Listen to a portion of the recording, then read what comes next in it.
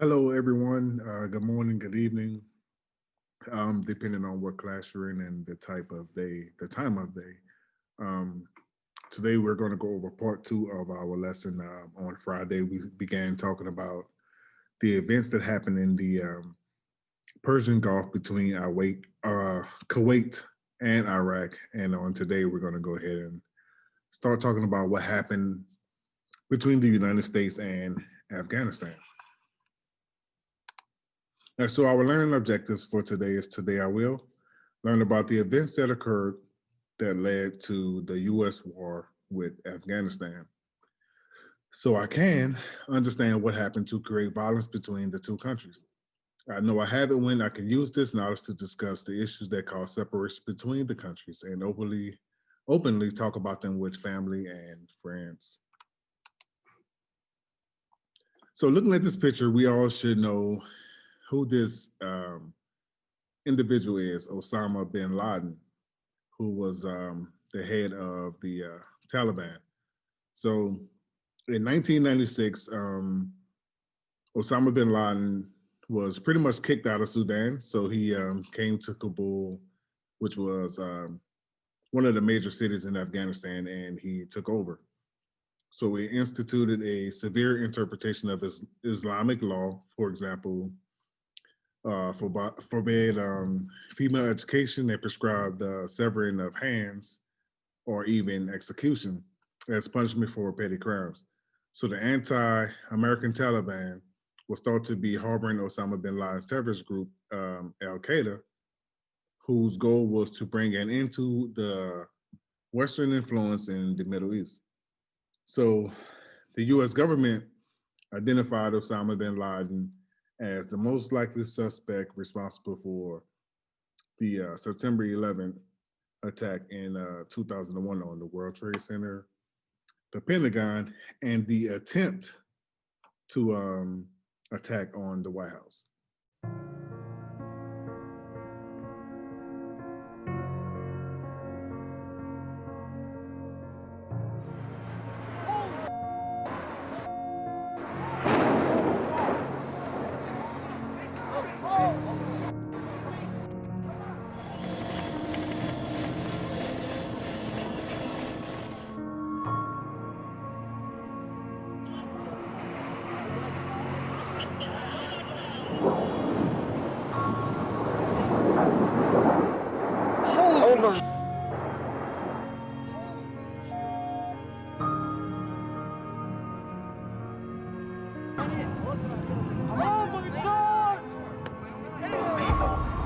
That two planes flew into the two towers.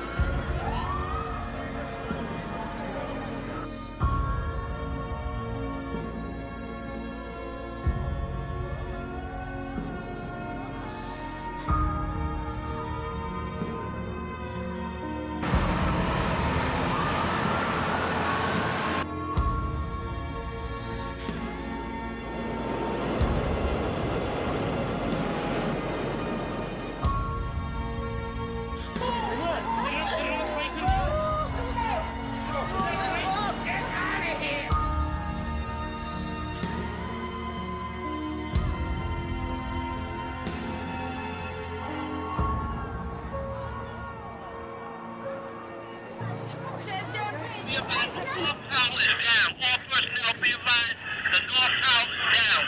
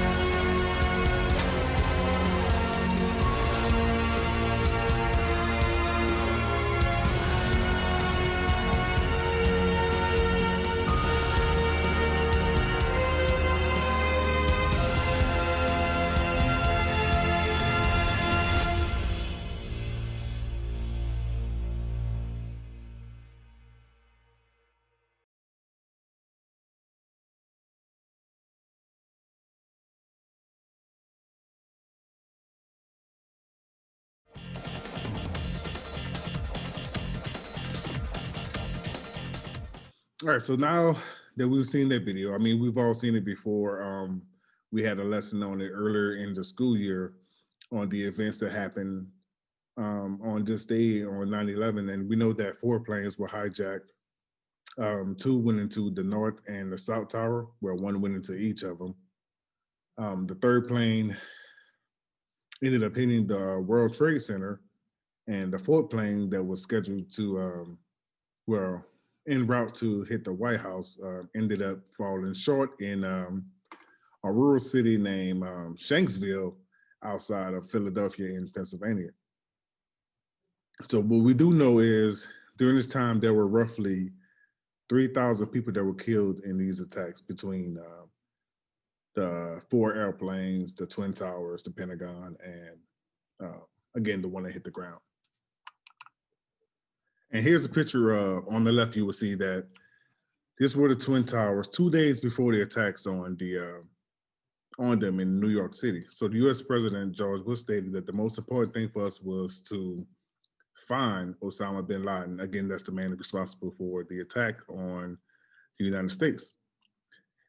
President Bush also made it our number one priority to find this guy. So President Bush um, immediately took control of the situation. Hey, this was going to happen. We're going to send our troops, and immediately started war. So the U.S. invasion. Sources in the U.S. government believe that the Taliban was allowing bin Laden and his followers to hide out in the mountains in Afghanistan.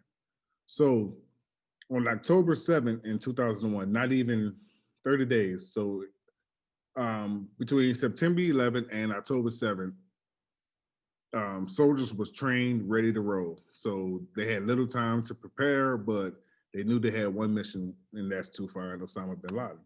So the troops enter Afghanistan to disable the Taliban and locate bin Laden. After launching a series of attacks, the Taliban was defeated. The U.S. helped form a new democratic government in Afghanistan as well. So efforts to locate bin Laden failed. Now, that's during this time, guys. They did not find him. So he went to hiding for about 10 years. So during this time, the soldiers were still there. President Bush had a mission, and he was not pulling the troops out of Afghanistan until this mission was completed. So imagine playing hide and go seek with your friends.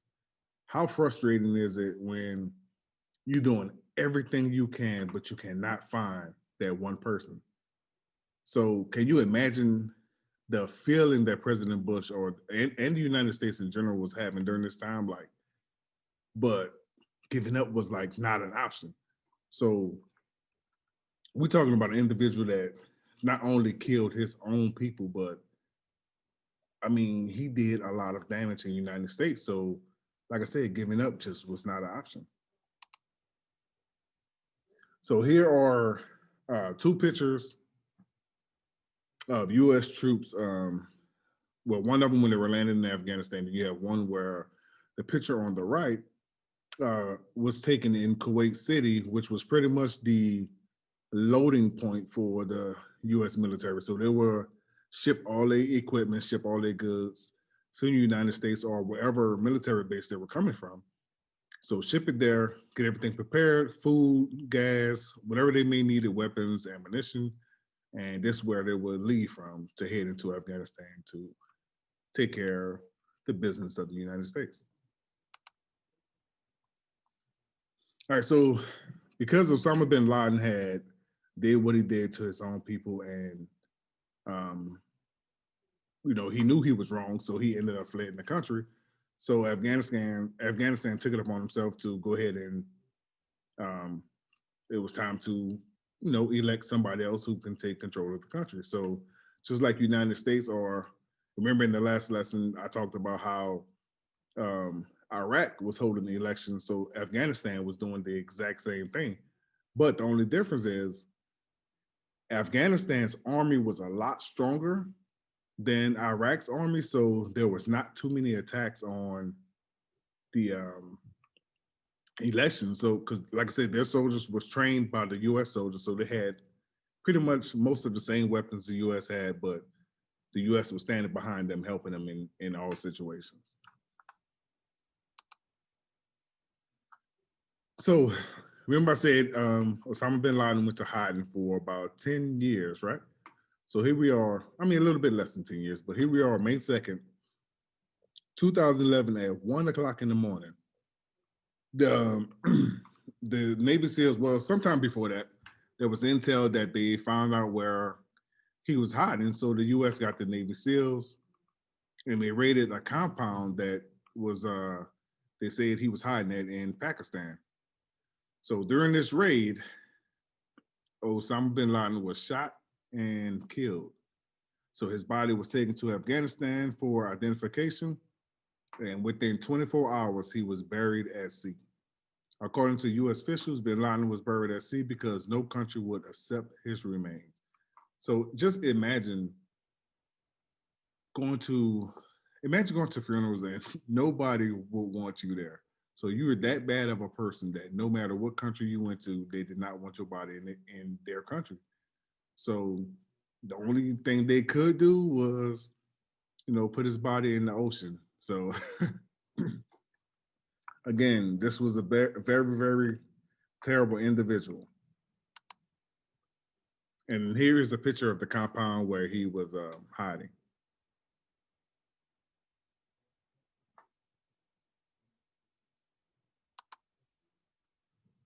And here's a picture that was taken from the website, on the FBI website, once he was killed and he was identified. So on the FBI website in the United States, under his picture is deceased. So how bad are you if you make number 5 on the FBI most wanted list?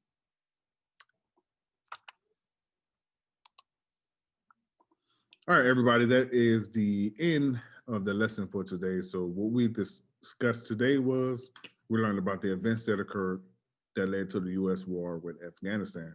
So we could understand what happened to create violence between the two countries. We know we have it because we can use this knowledge to discuss the issues that cause separation between the countries and openly talk about them with family, friends, and classmates. So, all right, again, that's the end of the lesson for today. So you guys can go ahead and head to Schoology at this time or take all instructions from your teacher. And good luck on your assignment for today. I hope you enjoyed the video, and I will see you all later.